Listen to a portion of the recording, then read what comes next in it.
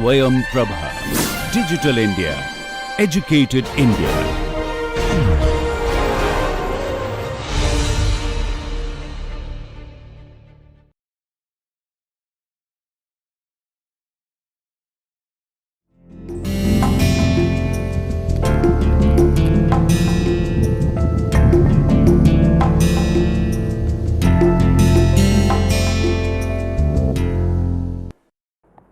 Hello friends, today we are going to talk about Indian national movement or freedom struggle in India, and in this course the particular focus that I am going to pay attention to is about historiographical trajectories of colonial India or modern India. This series of lectures thus deal with the way scholarship within the disciplinary domain of history has come to acquire certain shape. But obviously, as we all can assume, knowledge production is not a static thing, it is a dynamic field and it changes in the course of time. This is why to take stock of this scholarship is important, and this is why historiography has a very crucial place in the discipline of history. As I mentioned in the beginning, we are going to focus on colonial period, which we also call as modern period. So today what I am going to talk about is, first I will briefly discuss the conceptual issues and ways of looking at this concept or this term called colonial and modern and associated things. Secondly, when we discuss this term, it will be gradually clear that we need to pay attention to, even though briefly because of the structure of this course, and we do not want to deviate into those arenas, those strands, yet briefly we will talk about the periodization and why periodization is crucial. So, with these two overviews, then we enter into the terrain of historiography, why historiography is crucial, its location in the disciplinary domain of history, and I must here emphasize and put a word of caution, that we are constantly dealing with the discipline of history, and here we should be keeping in mind that when we talk about disciplinary history, it must be distinguished from various other ways of reflecting on past. So, the distinction between past and history is crucial, because past is not the sole domain of history. Literature engages with past, psychology engages with past, there are various other disciplines engages with past. So, here our concern is primarily about the discipline of history, and this is how the course is structured. So, then we will move into having a broad overview of these historiographical interventions or key moment in this discourse in the last 200 years, say broadly from 18th century onwards.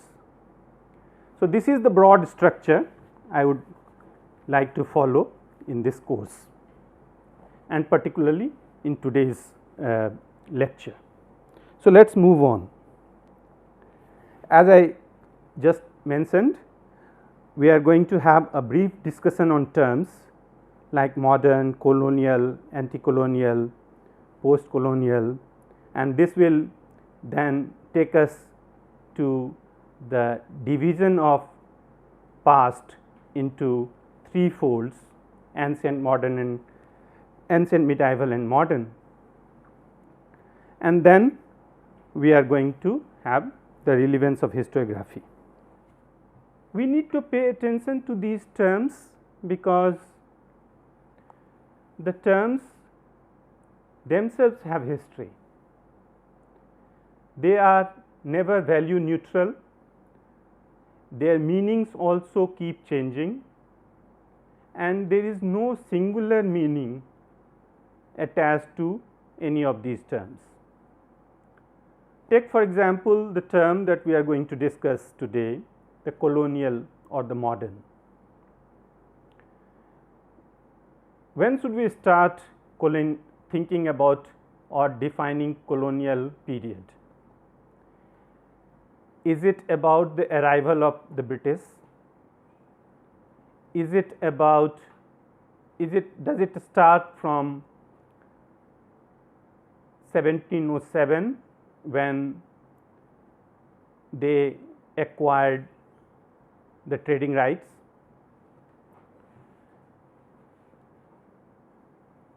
Is it from 1765 onwards when they got the Diwani rights of Bengal? Or should we start from 1858 when Crown formally took over the administration of India from the hands of British East India Company?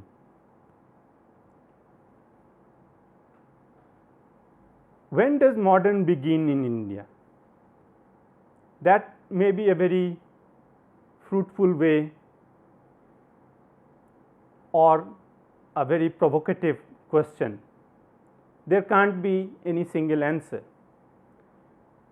There ought not to be any single answer.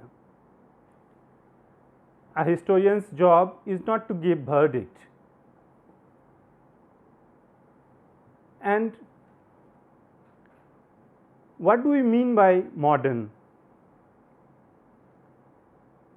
When does we start thinking about periodization as modern? In Indian context, some historians use modern period maybe conveniently when with the formation of Indian National Congress in 1885. Some go back, as I mentioned, in 18th century. So, there is no consensus,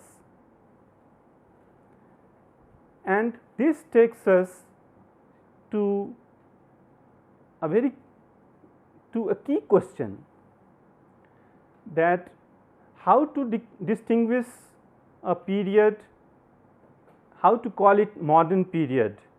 When did we start thinking about the time as divided into three: modern, ancient, and medieval?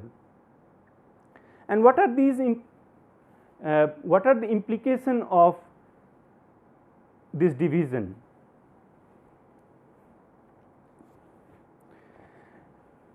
If we think this question from another vantage point, many of the textbooks that begin with East India Company or 18th century. This is just to remind that with the death of Aurangzeb in 1707, a period began which witnessed the decline of great Mughal empire. So, just as we were talking about the plurality in conceptualizing the beginning of modern India or colonial India, the similar question applies to when should we stop. Many textbooks stop with 1947 when India attained freedom. Some even extend it to 1950 when India adopted its constitution on 26 January. But should we stop there? Scholars have argued, have shown us continuity and change even in the post independence period. Now, post independence period is also looked at or termed as post colonial period. Now, post colonial, the term has twin meanings. It refers to epistemic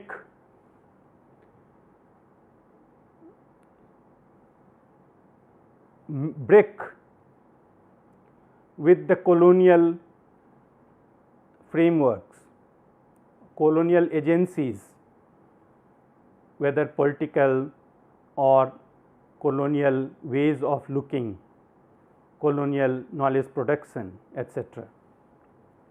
And it is also about a period when India got freedom from British rule.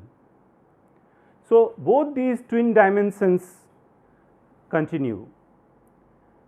Why this continuity is significant? Because unlike political freedom, which is no doubt a significant break when we look at or compare between 1947 and pre-1947 phase.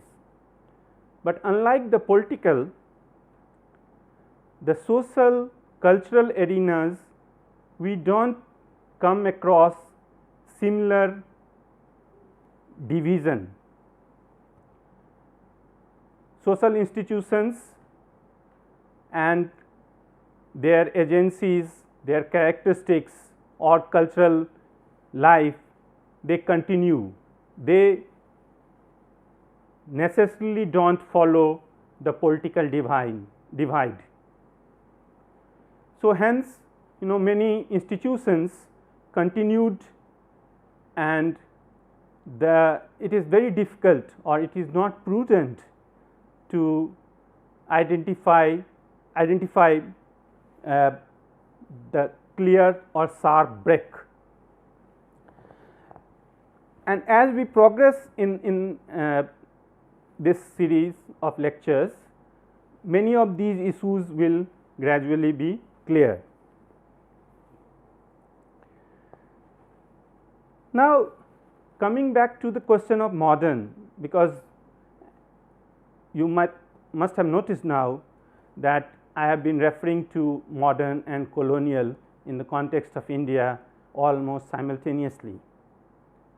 There may be problems in this conflation of the term, and that we also need to pay attention to, and which we will indeed pay attention to.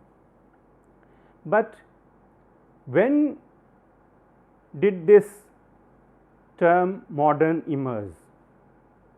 In what historical epoch this term emerged and how it got transported to Indian history. And as I mentioned in the beginning, this takes us to the core of periodization. In Indian context, obviously the term modern came along with the British.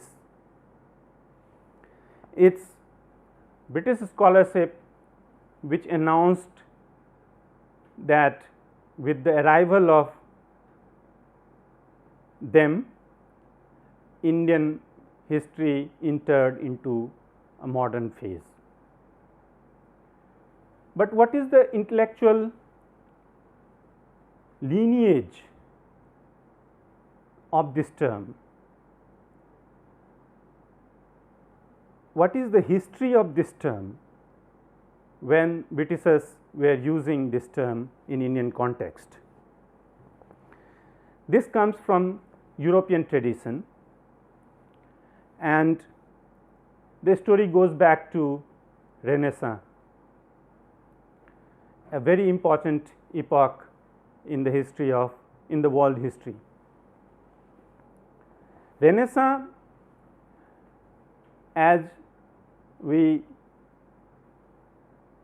all can recall from our previous classes at different levels from school level onward, in a very nutshell,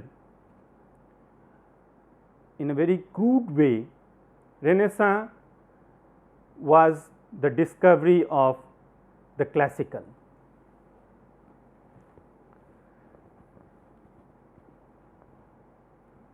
It was argued, and then philosophers, scholars, artists, the group which we often refer to as humanists, they distinguished their own contemporary times, which was 14th, 15th century Western Europe, from their immediate past. And this immediate past, they argued or they perceived as dark age. This is when the belief triumphed over reason. In order to take inspiration, Renaissance period went back to the classical Europe, and this classical period, this rediscovery of the past, that epoch was considered as ancient. So, hence we come across a tripartite division of time, where the classical past was termed as ancient, the immediate past, which was source of all the bad things in society, in the polity, was considered as medieval, and their own contemporary period was considered as modern.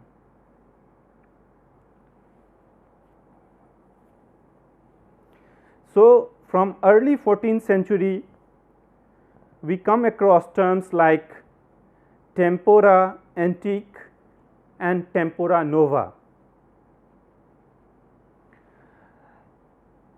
and the genesis of this goes into European art and aesthetics. For example, Giovanni Boccaccio, whose period is 1303 to 1374, so roughly the stretching across the 14th century. He inferred the inception of modern age by reading the paintings of Giotto. Then Giorgio Vasari, the first scholar to inaugurate the concept of chronology in art, he came up with the conceptualization of time into maniera antica, maniera vecchia and maniera moderna. However, no, before we go, it is important to mention another name, Francesco Petrarch, the great humanist of 14th century, and he distinguished the dichotomy between dark age and contemporary spirit of curiosity. As I mentioned, the triumph of the medieval age was when belief prevailed over reason, and Renaissance marked the triumph of reason over belief, knowledge over superstition, the triumph of curiosity, age of curiosity. Yet the concept of periodization had to wait till 17th century, when scholars reflected on Renaissance period. And it was in this, during the age of enlightenment, the periodization acquired ideological, intellectual and visceral dimensions. For example, Voltaire, whose time is 1694 to 1778, and he voiced modernity in this manner, which had ideological substances attached to it, which had intellectual energy attached to it.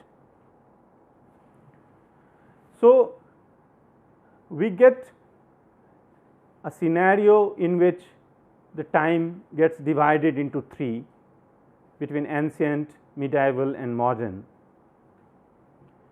However, no matter how pervasive this division was and is, there are various other ways, there has been various other ways of looking at time and this division.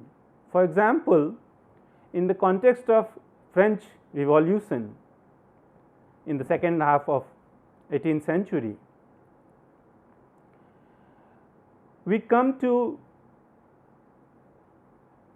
know that the division was largely between the ancient and the modern.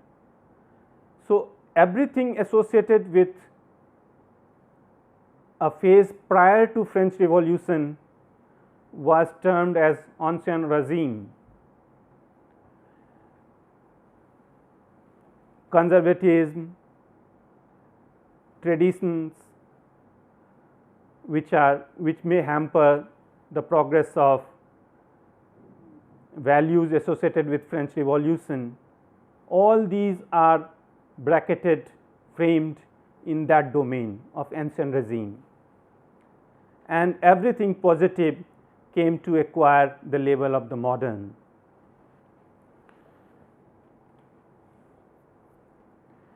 Now, this, whether the division of time which acquired a shape in context of Renaissance, or in context of French Revolution, the division always had certain subjective dimensions attached to it. And this is where historical scholarship is also about historical interpretation. And the reason I am explaining these is also to highlight the significance of context in the discipline of history. So, it is unlike any other discipline, context is very prominent and it values immensely in the discipline of history. Any historical fact or phenomena has to be interpreted by locating them in their given context. And this is why when we talk about emergence or use or history of any concept, we have to go back to the specific time which produced, and then subsequently how these concepts travel in across the time.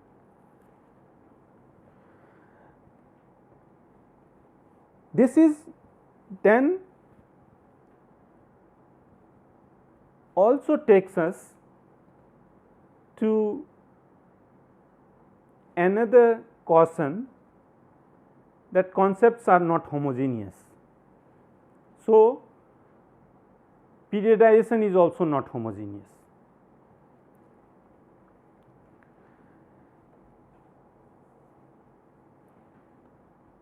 In case of history of ideas or concepts like modern, this is much more palpable. For example, in France, a very influential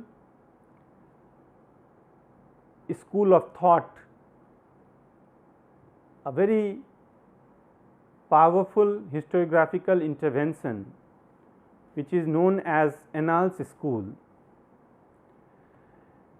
There a slightly nuanced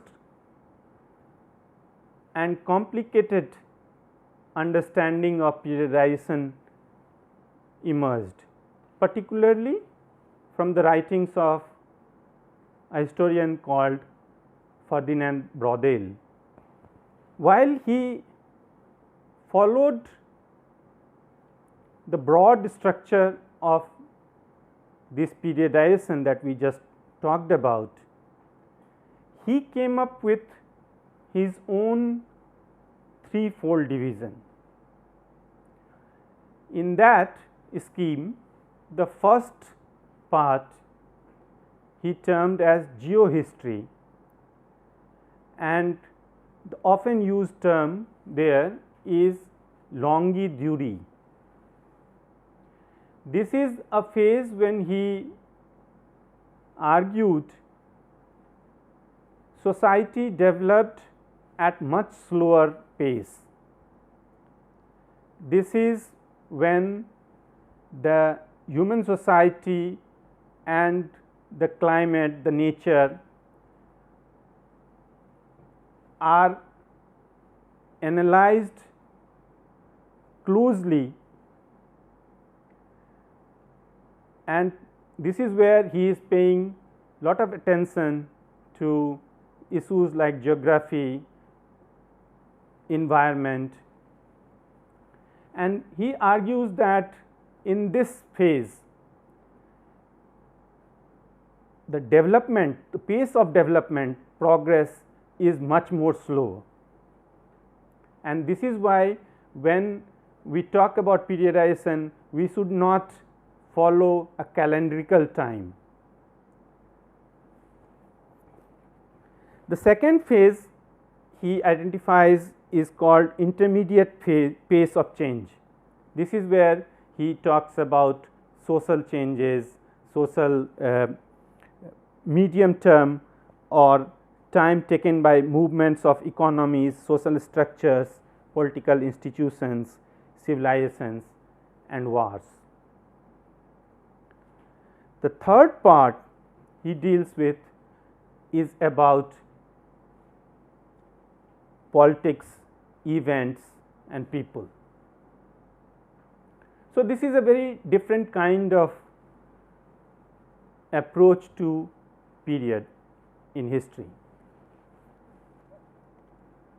Earlier, Frederick Engels,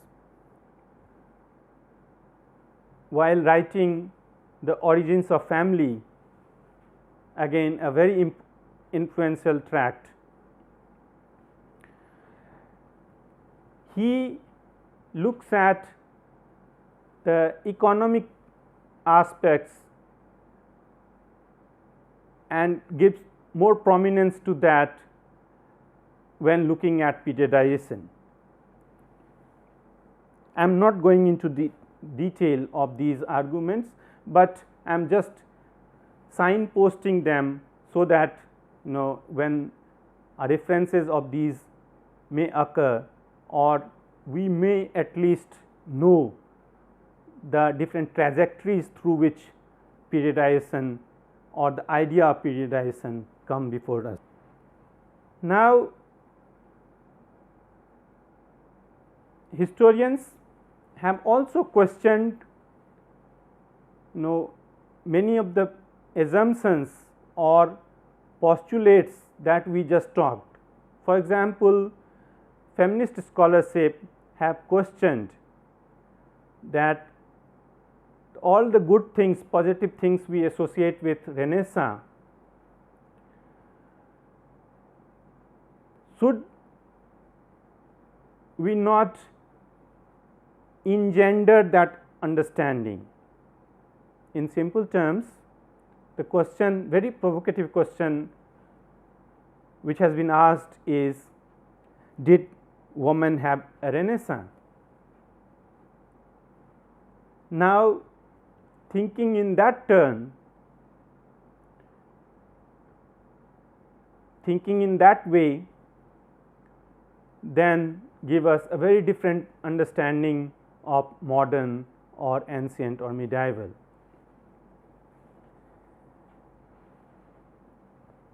Finally, when we willy-nilly import these categories from the experiences of Western Europe and its past, the danger which scholars have pointed out are about universalizing meanings inherent in these categories. So, for example, what may be termed as modern for Western Europe may not be appropriate in the case of colonies which Britain ruled for over 2.5 centuries. Now, nevertheless, notwithstanding these limitations, we do often use these terms, but the point that I am trying to draw attention here is to remain aware about these trajectories and these problems inherent in these terms, these concepts. Last but not least, I would like to mention in our discussion of periodization a very recent concept. It is called Anthropocene, and largely emerging in the discourse on climate change scholars are more and more using this term to distinguish the contemporary phase of human evolution from the past, and this is, they argue, is the current geological phase. Again, I repeat, I am merely signposting these concepts, I am not going in detail, but these have strong linkages when we go into the historiographical trajectories, or this is important also because we are somewhere delimiting our own field of discussion here, because as our focus is on modern period. Having briefly gone through the aspects of periodization and the term modern, now let us come to the operational part, which is historiography. Historiography, as I mentioned earlier, is the discourse of history writing. It is the scholarship within the discipline of history. This scholarship has disciplinary significance, and here we need to differentiate between history's disciplinary engagement with the past from other ways of looking at past. Now, for example, take the case of historical novel. Are they not relevant for history? Certainly, they are relevant for history. Can we take historical novels merely as resource? No, we should not, because many times these historical novels are full of insights and they try to go beyond the disciplinary confines of history. For example, if we take the case of Ibis trilogy by Amitav Ghosh, I am referring his very famous novels like Sea of Poppies, River of Smoke and Flood of Fire. Now, Amitav Ghosh himself is a trained anthropologist, and then he is going into 18th century scenario, developments around Opium War, and he extensively uses archival facts to weave his story,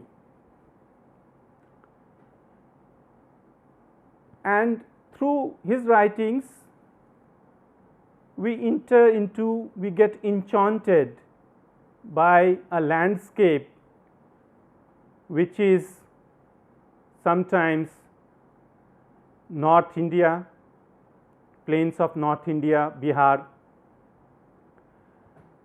At another moment, it is about the journey, ship journey in the sea, and then it is about Southeast Asia, different settlements in Southeast Asia.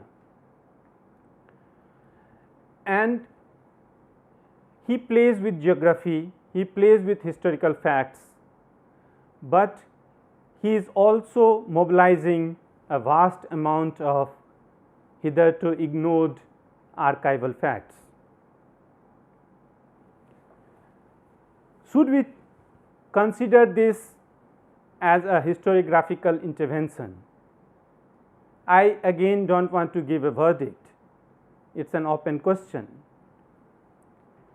However, history as a discipline again I am going back to my earlier argument, differentiates itself from other genres like historical novel.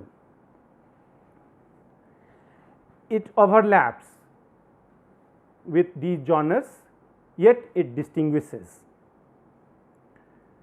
It many times we enter into a zone or scholarly engagement where things overlap, conflate with each other,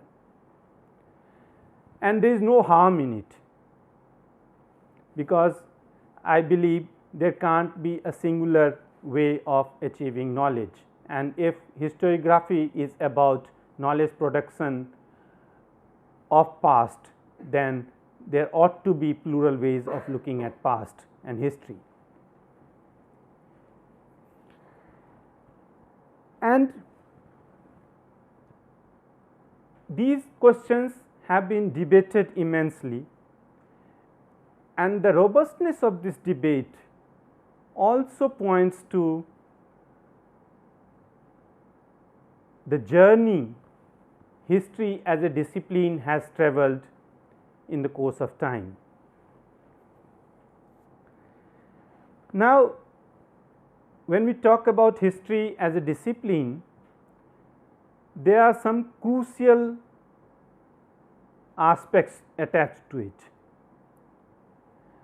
which are the crucial or the significance given to sources. In the discipline of history, sources are extremely significant, extremely important. Then the context, we have to analyze, interpret these sources only by putting them in their specific context, and it is this use of sources and the context, it is their interplay and the way historians look at this interplay that differentiates history with literature or history with other disciplines. The third thing is obviously what we have been dealing with, is the historiography. It is the scholarship, it is how people who have travelled that path earlier, how they have looked at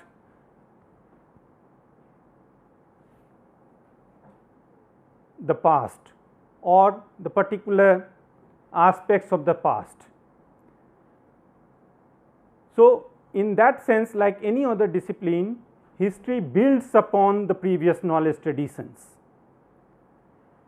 of looking at past, and it is from this engagement with earlier works, earlier arguments, historians make progress or intervene, and this is how history as a discipline also progresses. Else, if we ignore the works of previous historians, if we ignore historiography, if we take it for granted, then we end up repeating similar arguments, we end up only doing a very ritual service to phenomena of the past. This is why historiography is significant. It cautions us and it also inspires us, it provokes us.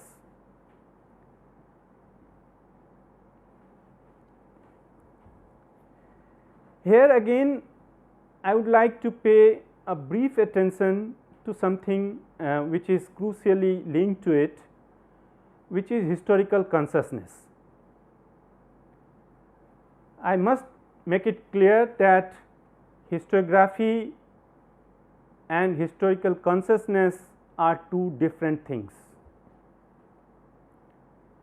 Yet at the same time, I would also say that they overlap. Let me briefly explain this.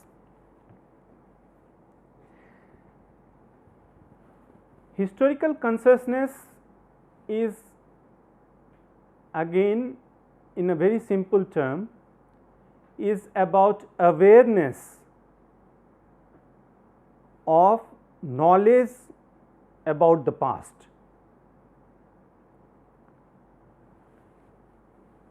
Now, one can argue that historiography is also about recovering this knowledge which earlier historians have produced. But historical consciousness, if I give you a very concrete example, is not merely about awareness of the disciplinary history of past, or not, it is not merely about the past of contemporary times. For example, let me again clarify this, elucidate this slightly obtruse formulation, slightly abstract formulation. When Britishers came to India, a good number of them, and we will go into detail there, in 18th century, they argued that India lacked sense of history. Indians did not have historical consciousness. So, what they meant was that a particular way of looking at past, a dispassionate way of looking at past, dispassionate endeavor of knowledge production about the past, and they argued that India did not have history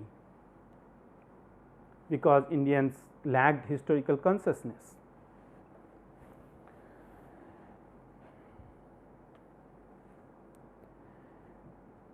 Now, this obviously has been contested by many, and we may not need to go into that trajectory here. Maybe we can return to that later in some other form.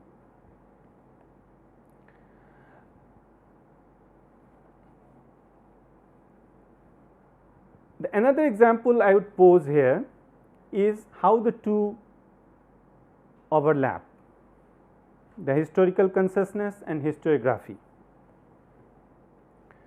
Again, if we go to the scenario of late 19th century,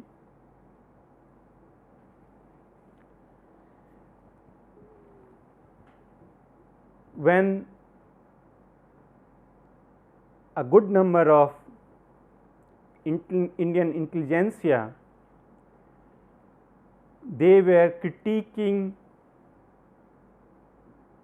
economic policies of British government.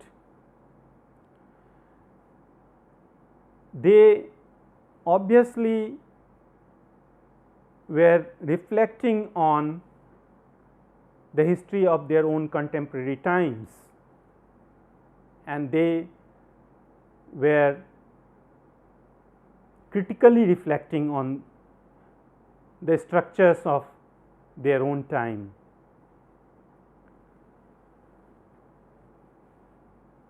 Was it about historical consciousness of their own period? Should we not take it in our discussion of historiography? Obviously, we have to take into account these interventions, because these interventions shaped generations and generations of economic critique of colonial regime. So, that is an example I offer where historical consciousness and historiography both conflate. Another example, a popular example, if I would give a very powerful example, is the literature by Bankim Chandra Chatterjee. We are all familiar with his novel Anand Math. Many films are also made on Anand Math. Our Bande Mataram comes from there. Now, in Anand Math, Bankim Chandra offers his own interpretation of past, and that we may call historical consciousness, which he had developed and which he was presenting before us, before his readers. Now, this book, this novel and the history writings in that period in late 19th century, which had a certain investment, certain understanding of certain ways of looking at past, which may be termed as historical consciousness in that period, is also extremely crucial signpost when we talk about historiography. Having given these examples, the point of difference that I would like to emphasize here and which we need to keep in mind in the course of these lectures is simply the fact that when we are talking about historiography of modern India, we are not concerned about how scholars in this period looked at other time frames. For example, how they looked at ancient, what kind of discourses was taking place on ancient India, or how they looked at medieval period. I am not concerned with those aspects, those are very crucial aspects, but here in our discussion on historiography of modern India, that is beyond our scope of things. So, that is a pragmatic concern which we need to keep in mind. For example, this is the period when archaeology is coming up. This is the period when in the field of sociology, historical sociology is coming up, and from all these domains scholars are engaging with the past about other traditions of generating knowledge about the past, which may not be considered as history by certain historians or scholars having a very strict definition of what is history and what is not history, but which may be equally having a valid stake about the knowledge of past coming from non-Western locations. And historians have looked at those traditions, have looked at different ways of looking at time and looking at and producing the knowledge of past in pre-colonial periods. Yet for our purpose, we are not venturing into those dimensions, because we are here, we want to remain focused on historiography or historical writings on modern India, historical scholarship which have emerged on this period roughly corresponding to last 250 years. And this scholarship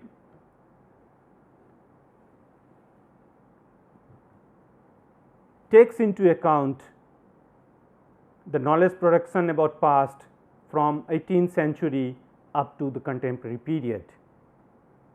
So, that is the range that we are going to talk about, and we will be discussing about different schools, different interventions. We will start with 18th century and we will gradually move towards 19th and then 20th century, the scholarship produced on history.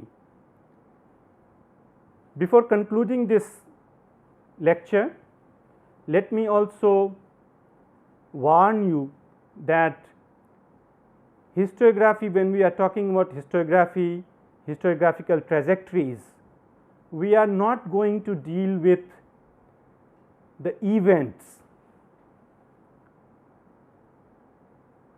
or the social processes which are taking shape.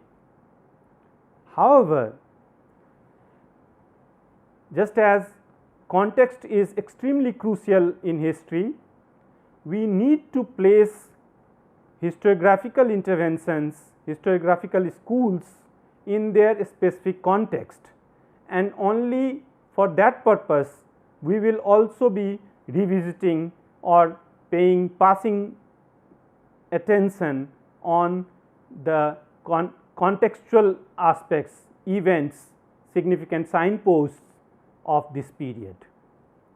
With this, we will move to our core concerns from the next lecture onwards. Thank you.